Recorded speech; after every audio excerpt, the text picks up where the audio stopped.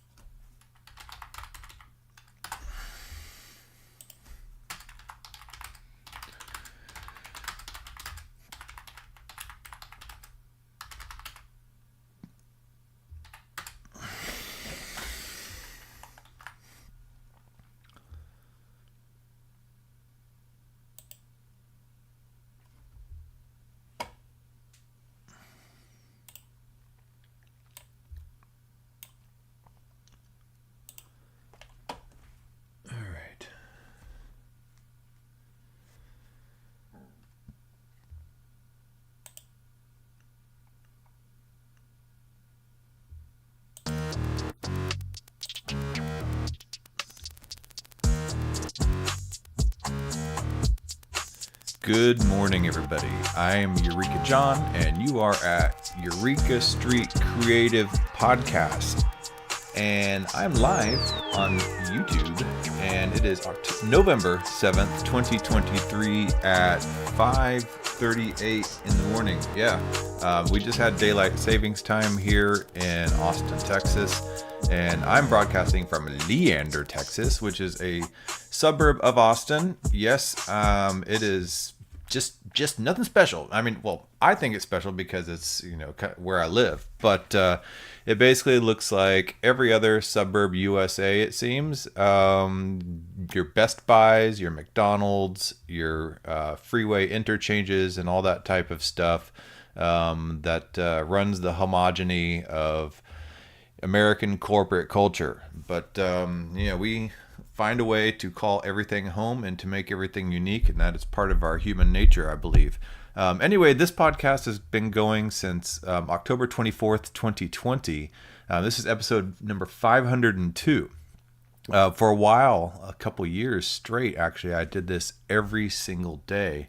But then I kind of got burnt out, and some technological stuff was starting to fail on me. I was having bandwidth issues, computer issues, and I just got tired of it all, really. And I've been doing it to where I record it before, and then editing it and then putting it back up on there. But here I am experimenting with going live again and just like making my mistakes live.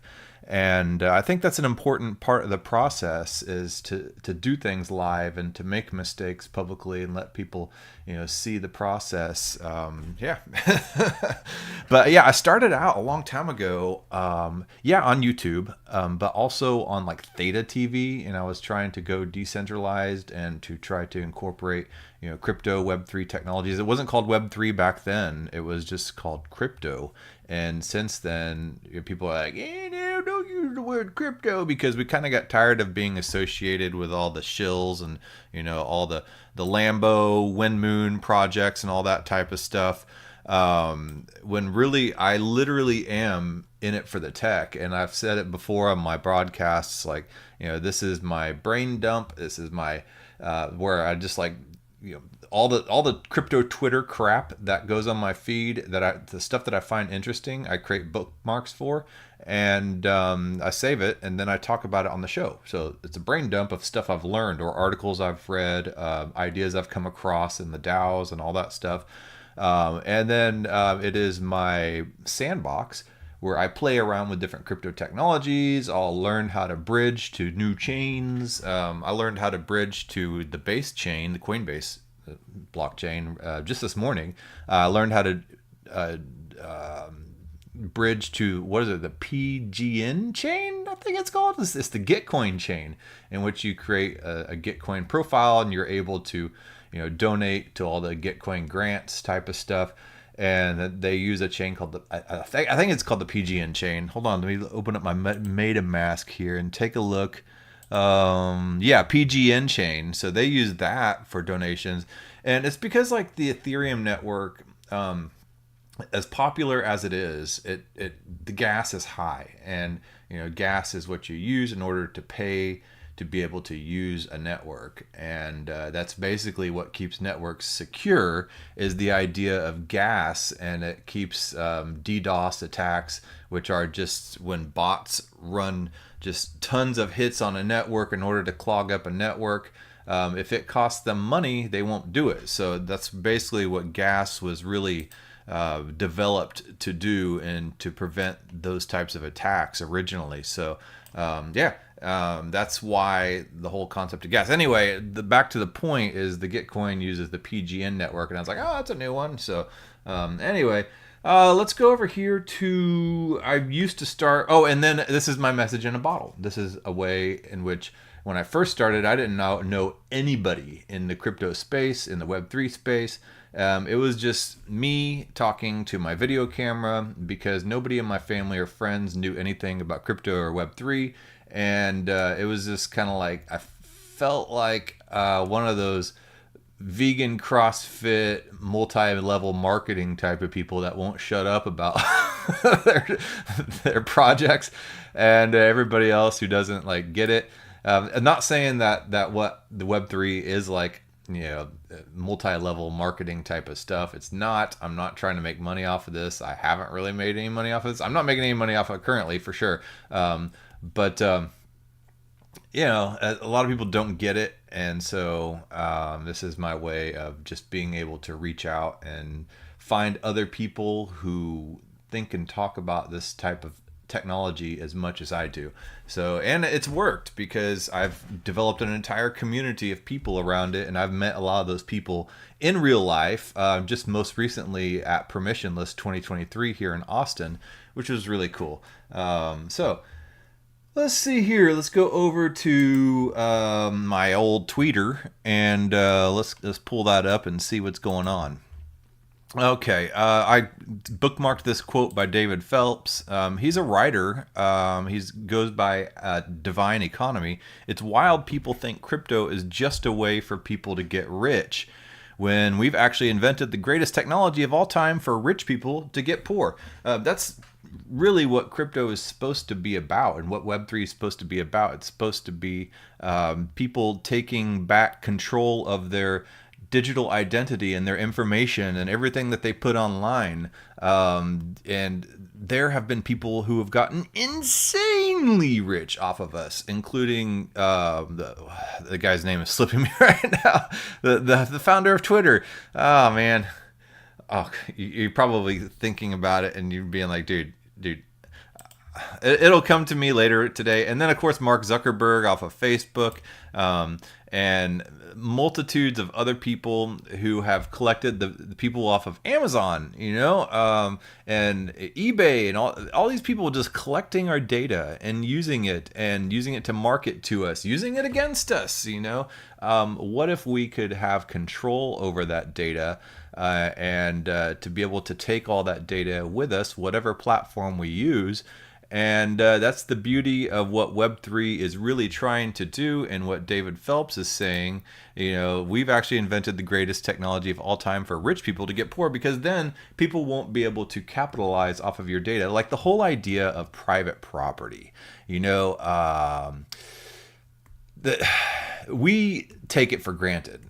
Actually, there's a movement going on, from the World Economic Forum to try to take that private property away from us, and that's what communism has always tried to do over the past few centuries. Any movement that tries to take away private property from people in order to socialize it has always ended up in massacres and failure and stuff like that. Well, now we have this idea of now our world is going into the digital world. And the metaverse is being lowered upon us. All our bills are now being paid online. We pay by credit card for everything. It's not very often that we really handle cash, if you think about it. When's the last time you've really handled cash? Like maybe at night at a bar, and I don't drink anymore. I haven't drinking in like 4 years, so I haven't even been to a bar in ages. When else do I handle cash? I mean, I don't know. I mean, I have some bills sitting in my wallet, but I don't. These bills have been sitting here for quite a while, because most of the transactions that I do are with my debit card. At the grocery store, when I pay my electric bill, my water bill, my phone bill, everything is done by my debit or credit card account number saved on there. And so that in a way is my participation in the metaverse. And all that has to go through some kind of centralized entity that all along the way is collecting my data and then saying yes or no, given a green or red light on whether or not I have the funds in my account to do so. So what happens when all that data starts connecting it together with every single other thing that you use on the internet? And we see this happening now with our Google IDs, and being able to connect our Google account to every single thing to be able to log in. Well, that's really, if you don't know the whole idea about why a lot of people in the early 90s and late 80s, and I guess early in the 90s, like hated Bill Gates. Like, why do you hate Bill Gates? It was because he wanted to make Microsoft like one of those things where you have to pay in order to use the OS of Windows, and create this system where you have to log in and kind of pay as you go. And you have to, because people use Linux and stuff like that. Those are open source programs. Anybody can use them and develop on them and everything like that. Well, he created Windows where you have to buy Windows. And he wanted to eliminate all open source software, and people weren't having it. And so a lot of those concepts are starting to come through in the internet. It's still free in a lot of ways, but you have your Google Pass, but all that data is being collected about you and being funneled through corporations and people getting rich off of all your footprints on the internet. So Web3 is one of those ways in which you can own that data. So your footprint on the digital landscape is now there's a way to make it your private property. Back in the, I guess, when was the Magna Carta signed? The Magna Carta gave people the right to private property and land ownership and things like that. It's weird because we take it for granted. Land ownership is like, a lot of people own land or houses, but a lot of people in the generation X, Y, Z, was it Generation Z? They're not really looking forward to being able to own homes, and so now we're starting to think about this again. Like, the private property is a right, not a privilege, and we also need to be able to own our digital property. And that should be a right and not a privilege. And people shouldn't be able to just capitalize and make money off of us without our permission from our digital footprint. So that really, to me, is what Web3 is all about. All these people that have been, and back to the David Phelps quote, when we've actually invented I think it's wild that crypto think is just that people, let me start over. He says, it's wild people think crypto is just a way for rich people to get rich when we've actually invented the greatest technology of all time for rich people to get poor. So all these people that have been making money off of us, all these rich people, will suddenly not have that way to make it if we can own our own data. And so there's apps that are coming out, like Farcaster, and there's this war going on, between centralization and decentralization right now. And there are apps now like decentralized social media, like Lens Protocol, Farcaster, and they use the Warpcaster social media. There's decentralized ID protocols like Disco and Bright ID, Orange Protocol, that are ways for people to be able to own their own data. And so, and at the same time, we have things coming out of, AI jumping in and becoming involved and creating this like Moloch, this automated structure that people can't get around, that creates protocols for itself in order to own all your data and to use it for you or against you. But there's things like fetch AI, and there's AI agents. They say we believe AI agents will reinvent the way we live and work. AI agents can connect, search, and transact to form dynamic marketplaces, changing how economic activity takes place in the world. So picture this: there's all these bots and agents everywhere in the world, through video cameras and parking garages, maybe measuring the amount of open parking spaces there are. And if you're part of the Fetch AI network, you get to be directed and say, I need to go to the downtown library. And so the Fetch AI agents will automate and evaluate your best route to get there. And if you follow that recommended route, you can earn the Fetch token and all that stuff.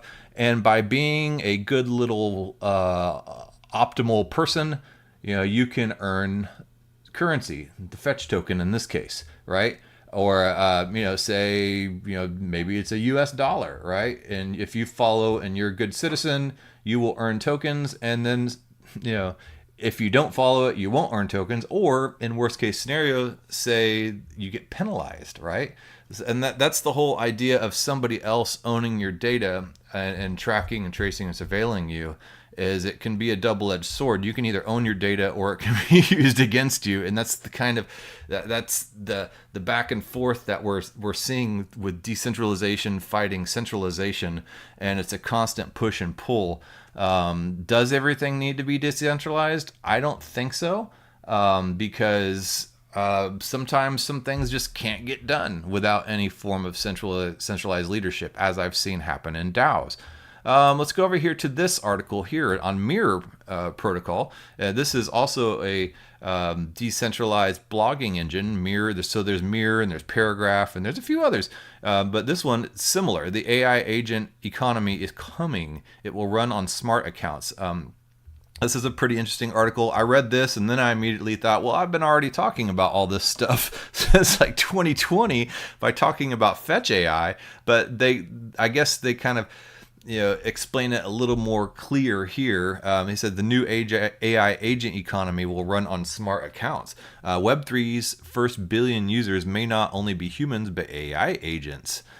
So yeah, we think, when will the masses come in to use Web3, where everybody constantly in crypto is saying, we're waiting for the masses. We're waiting for the masses. Then our tokens will moon and we'll all become rich.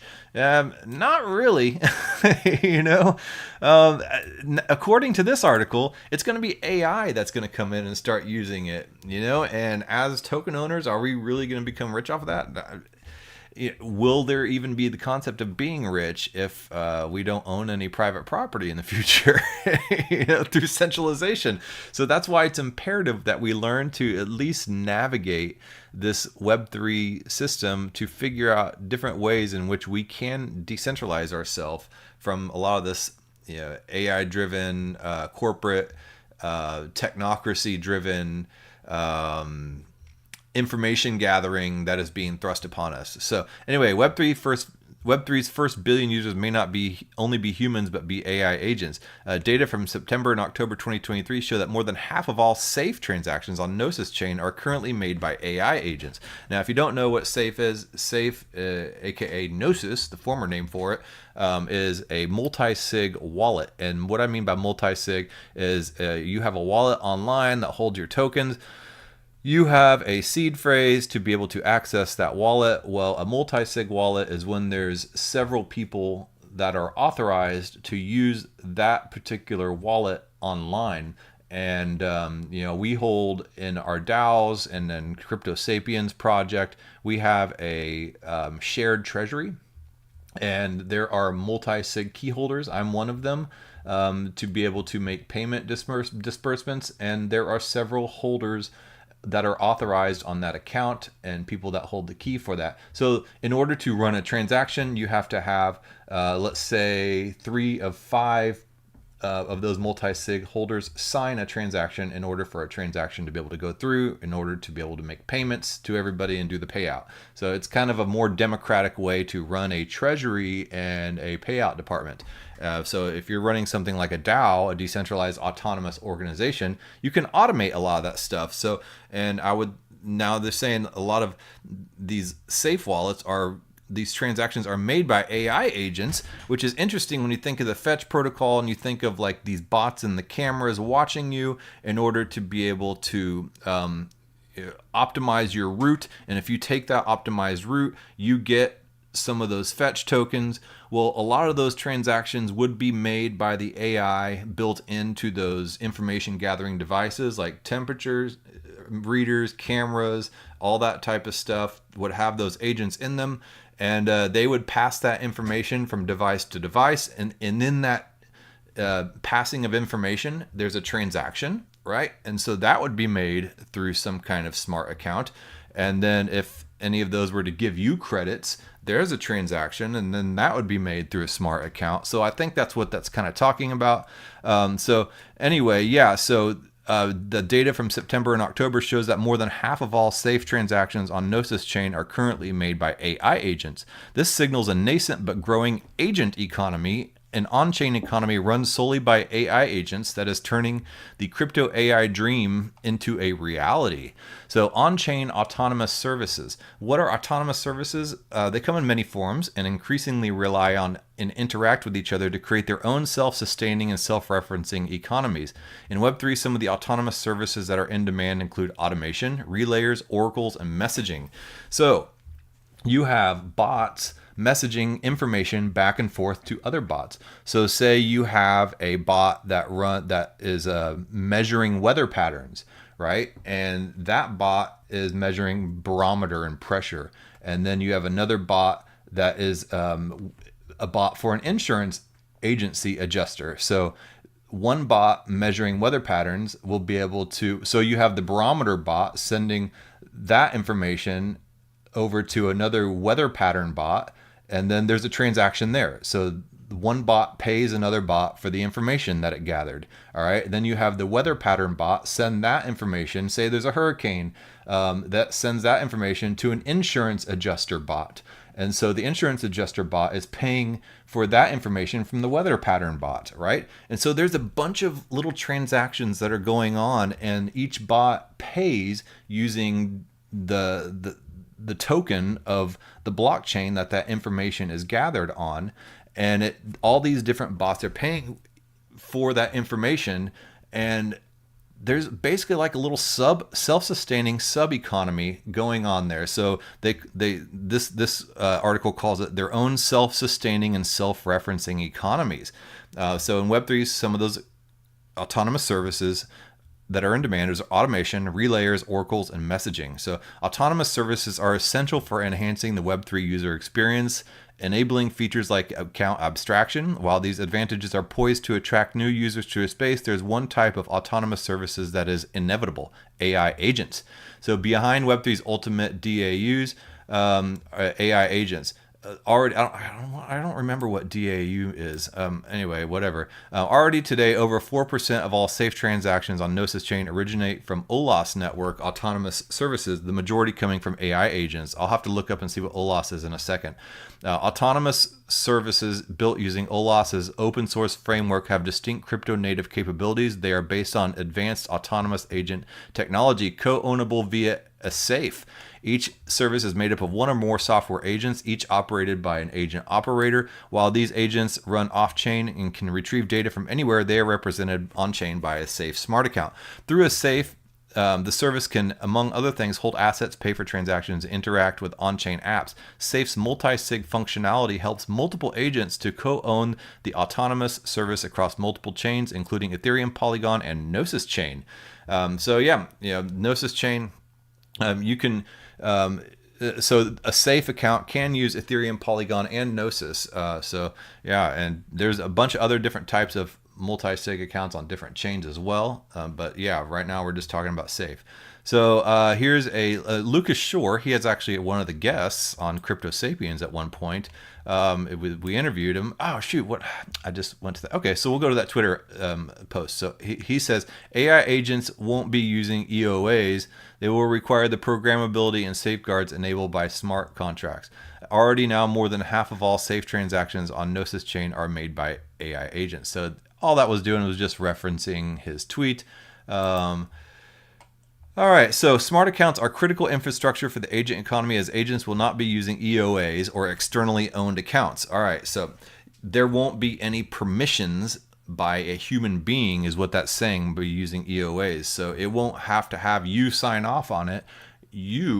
The AI agents will be able to sign off on their own transactions. Instead, it will be Safe's account programmability and customizable logic that will allow the infinite off-chain activity of AI agents to be fully leveraged in the on-chain economy. Furthermore, Safe's smart account infrastructure allows specific on-chain rules and actions to be defined on a granular level and are absolutely necessary for software agents to reach their full Web3 potential, be it for basic autonomous services or entire AI agents.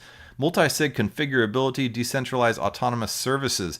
Safe's multi-sig feature allows for agents to be co-owned by autonomous services. So what that means basically is these AI bots are going to be able to make their own transactions back and forth with each other without having to have any type of human intervention.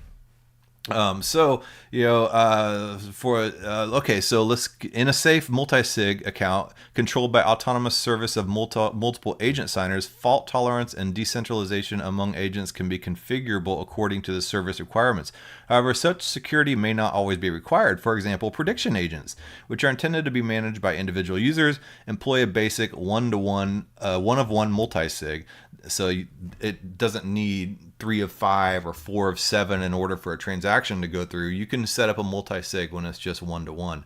This also enables progressive decentralization of autonomous services, as developers can build autonomous service with just one agent and then scale it to multiple agents when ready. There's transaction guards. There's all these features. AI agent powered funds, and since guards could restrict the actions of agents so that they could only alter the fund's allocations, thus protecting the assets in the fund through on-chain means. Here's several use cases. Autonomous trading. It allows different.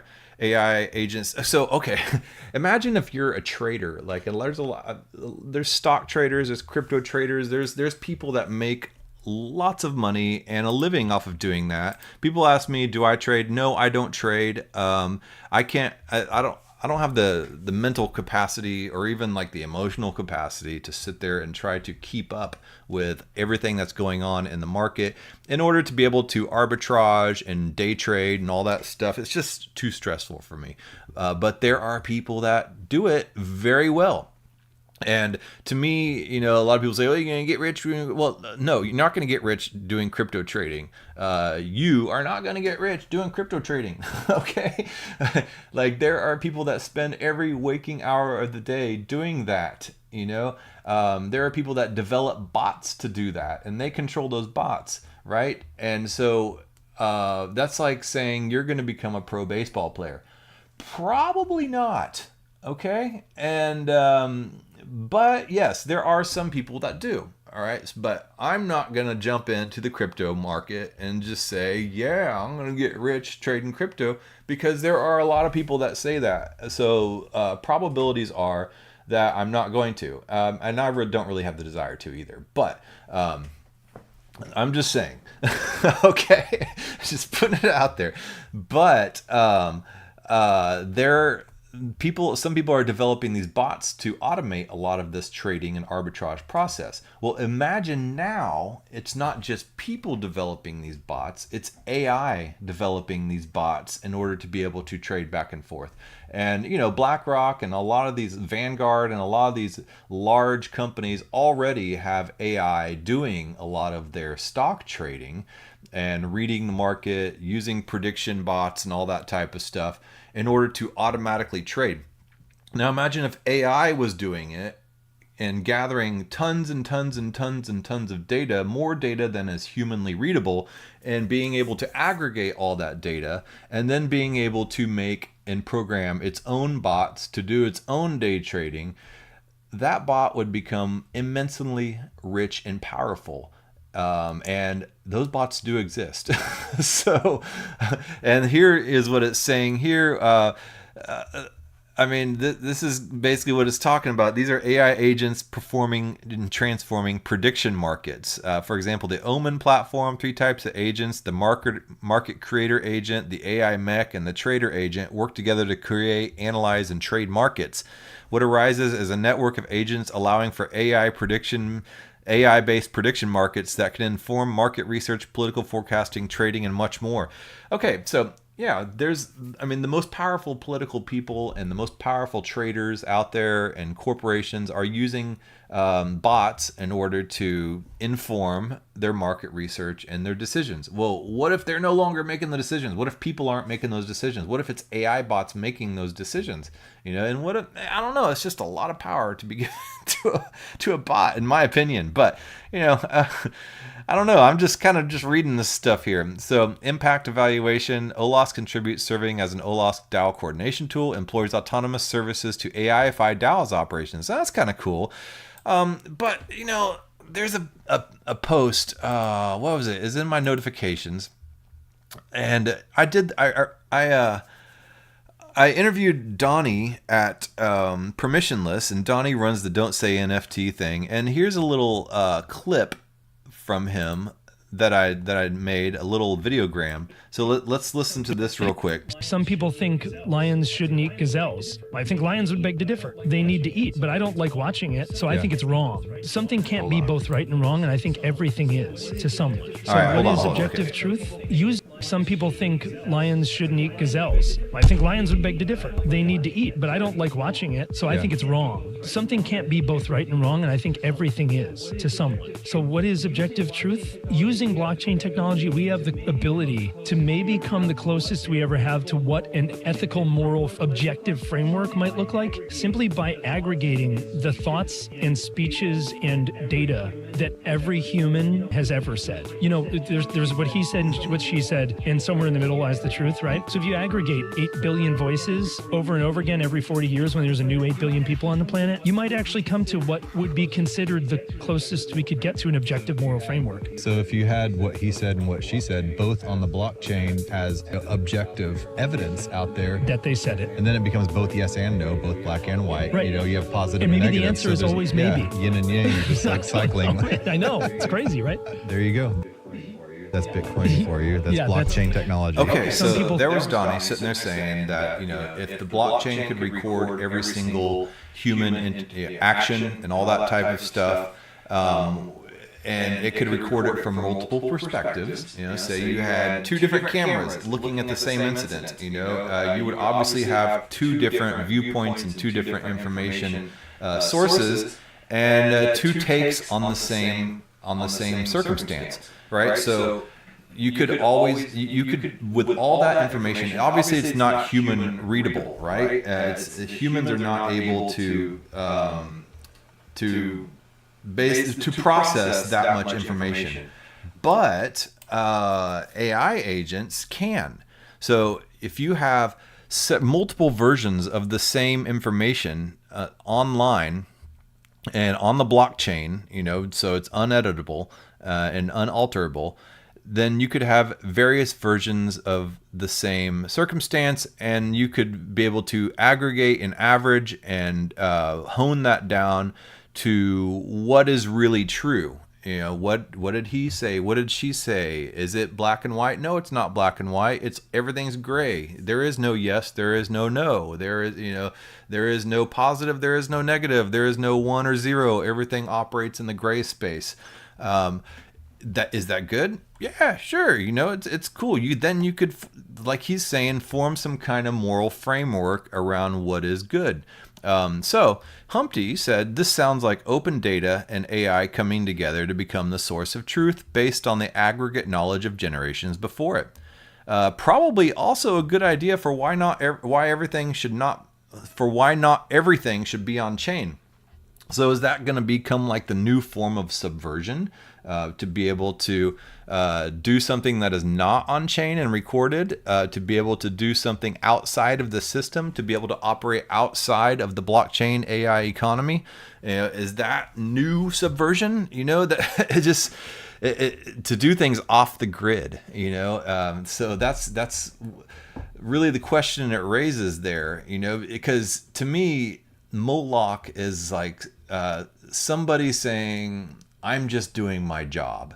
Like the Nazi officer running the death camps in the gas chambers. I'm just doing my job, that's nothing personal. That's Moloch right there. So imagine if you completely took humans out of the equation and you just have AI running the system that is called Moloch. And the AI is just doing its job, and you, as a person, don't even register as a person. You are just bits of data that can be processed and eliminated or whatever it needs to happen, and it's just doing its job. So learning to operate off-chain might be a good idea in the future. I don't know. And Donnie says, it's a great point. Objective moral frameworks sounds ideally nice, but also flies a bit too close to the sun for me. Thoughts and viewpoints are always in progress. So what if an objective moral framework was based off of generations of data collecting and then processed via AI, and then the objective moral framework could be determined by the average and the majority of different outcomes? Well, part of our human nature is that we are outliers. Every person is an individual and yes, we are also a product of predictability and averages, but every single person has their own quirks and outlier behaviors and personalities. So that doesn't really work. So Moloch is kind of the antithesis of human individuality.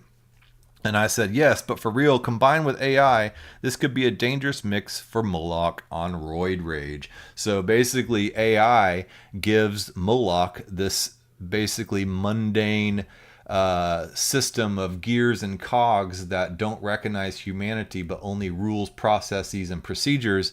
And you give AI you give that Moloch AI capability, you have a recipe for systemic slavery right there. Oh man. Anyway, I've been going for 39 minutes and 30 seconds. I will cut it off here. I did have a couple people jump on the stream, it looks like. So yeah, whatever. Cool. It's my first attempt at streaming again, and we'll see how it goes. I'll just check out the recording, and if everything went well, I will upload it. You can find me at Twitter at EurekaJohn1. So it's not just Eureka John at Eureka John, because I don't know who got that a long time ago, but somebody got that handle. So it's Eureka John and then the number 1. You can also find me at Discord at Eureka John. You could email me at eurekastreetcreative@gmail.com. And sometimes getting an email is actually an easier way to communicate nowadays, because you just get so much spam coming through the other channels. Anyway, and then you can find me on Farcaster, like Warpcast. You can find me on post.tech, Eureka John, all of it, Eureka John. All right, man. I will talk to you guys later on, hopefully tomorrow, actually. And we'll see, how this live streaming stuff goes. All right, later.